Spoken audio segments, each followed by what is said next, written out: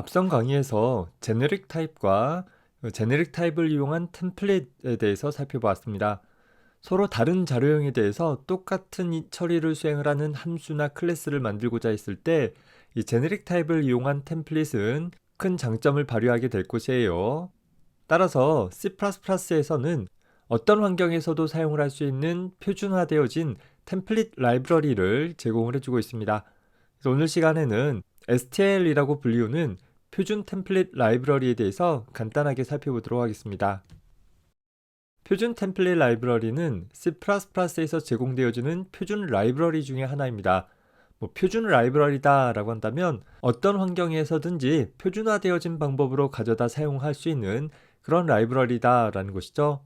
따라서 우리가 컴파일하는 환경이 리눅스나 윈도우 혹은 맥OS 등 프로그램이 개발되어지는 환경에 종속되어지지 않고 표준화되어지게 사용되어질 수 있는, 즉 표준 라이브러리를 통해서 작성한 소스코드는 컴파일 환경이 바뀐다 하더라도 수정 없이 그대로 컴파일 되어져서 실행되어질 수 있다라는 것이 보장되어지는 그런 라이브러리인 것이죠.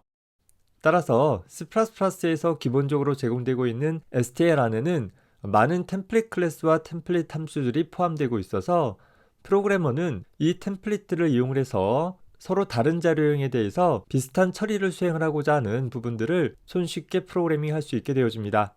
대표적인 예로 여러분들이 아마 자료구조라는 과목에서 C 언어를 이용해서 여러 가지 형태의 데이터들을 유지 관리하고 처리하는 그런 방법들에 대해서 살펴봤을 거예요.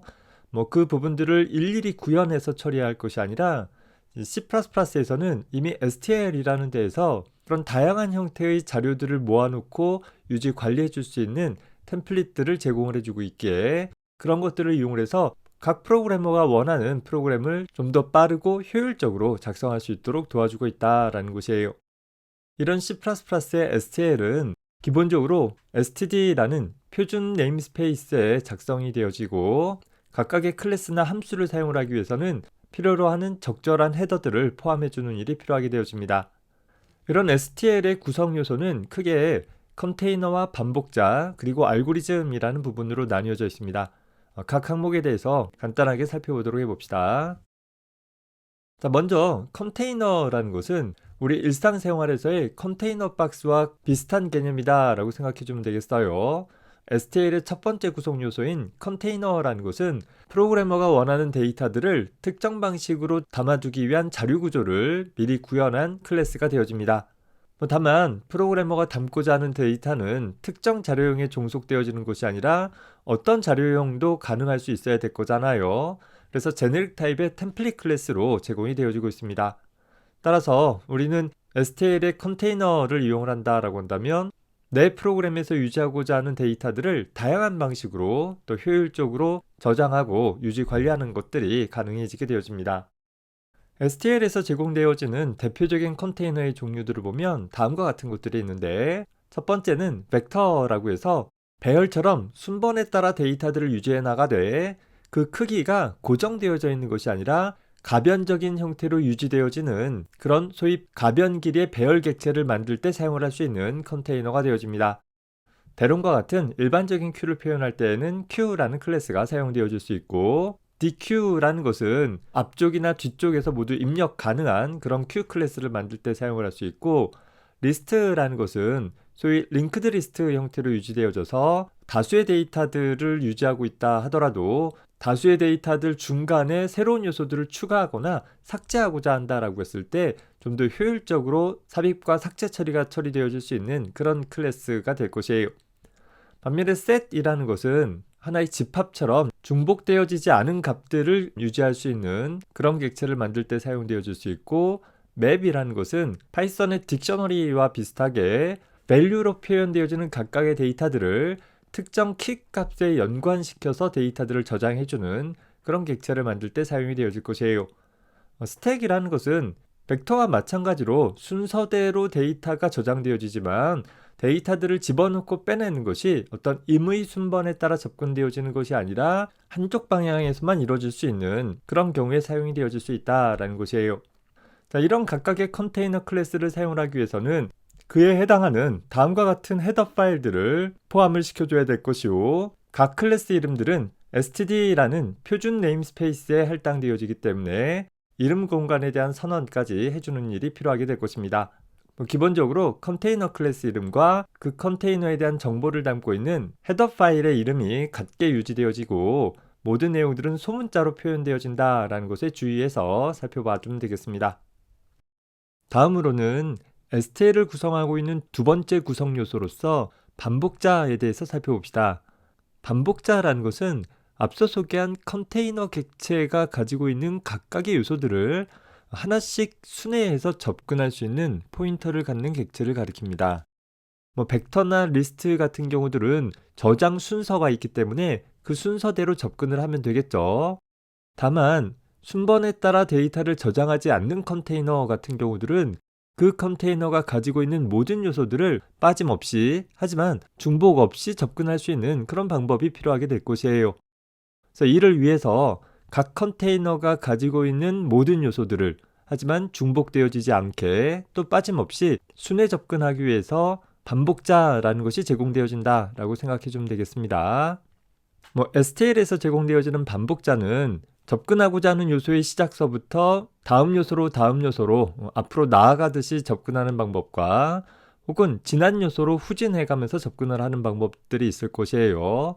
물론 접근하면서 참조하는 데이터들을 읽어드리거나 변경하는 것을 모두 지원할지 아니면 그 데이터를 참조만 할지에 따라서 다시 두 가지 방법으로 나뉘어지게 되어집니다.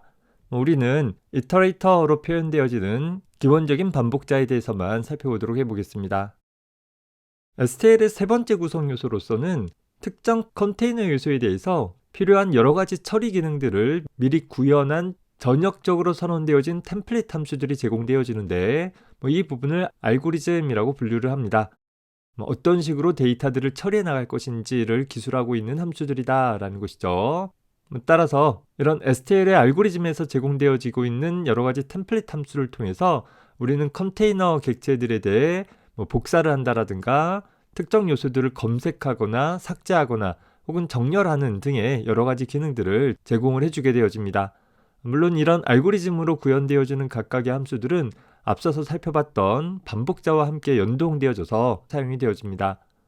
여기서 주의할 것은 어떤 특정 컨테이너에 대해서 이런 처리 과정들을 기술하기 위한 것은 STL에서 제공되고 있는 각각의 컨테이너 클래스의 멤버 함수 형태로 제공되어지는 것이 아니라 전역적으로 선언되어진 일반 함수 형태로 제공되어진다라는 것에 좀 유의를 해줘야 될 것이에요. 자, 더불어서 이 STL에서 제공되고 있는 특정 알고리즘을 나타내는 전역 템플릿 함수를 사용을 하기 위해서는 반드시 다음과 같이 알고리즘이라는 헤더를 포함시켜 주어야지만 사용을 할 수 있게 되어집니다.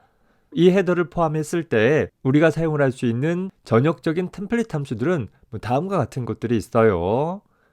복사를 한다라든가 혹은 합쳐준다라든가 혹은 같은지 비교하거나 혹은 최소값이나 최대값을 찾거나 혹은 정렬을 하는 등의 다양한 행위들을 특정 컨테이너와 함께 사용되어져서 처리할 수 있도록 미리 구현되어진 함수들이 제공이 되어지고 있는 것입니다.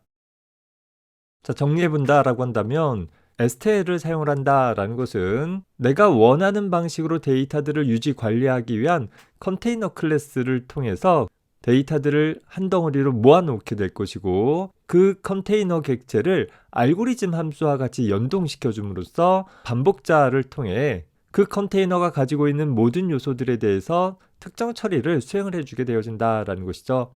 따라서 우리는 컨테이너 클래스를 사용을 하기 위해서 그 컨테이너 클래스에 대한 정보가 기술되고 있는 헤더 파일을 include 해주는 일이 필요하게 될 것이에요. 예를 들어서 벡터를 사용을 한다라고 한다면 include 꺽쇠가로 벡터라고 표현을 해주면 되는 것이고 연결 리스트를 사용을 할 필요가 있다라고 한다면 꺽쇠가로 리스트라는 헤더를 포함해주는 일이 필요한 것이죠. 자, 그렇게 포함되어진 헤더 외로 이 컨테이너 객체를 가지고서 정렬을 한다라든가 혹은 검색을 한다라는 등의 알고리즘 함수를 사용을 하기 위해서는 다음과 같이 알고리즘이라는 헤더를 추가적으로 포함해줘야 될 것입니다. 그리고 나서 헤더만 포함해주면 되는 것이 아니라 앞선 헤더에서 포함하고 있는 각종 이름들은 표준 이름 공간에 할당이 되어져 있기 때문에 그 이름 공간에 대한 처리를 해주는 일이 필요하게 될 것이에요. 물론 using namespace std 한다라고 하면 표준 이름 공간에 있는 모든 내용들을 한 번에 쓸 수 있기는 하지만 우리가 공부하는 단계에서는 각각의 이름들이 어느 이름 공간에 소속되어 있는지를 다소 분명하게 확인해 가면서 공부할 수 있도록 개별적인 유징 키워드를 통해서 포함시켜 사용을 해보기 바랍니다.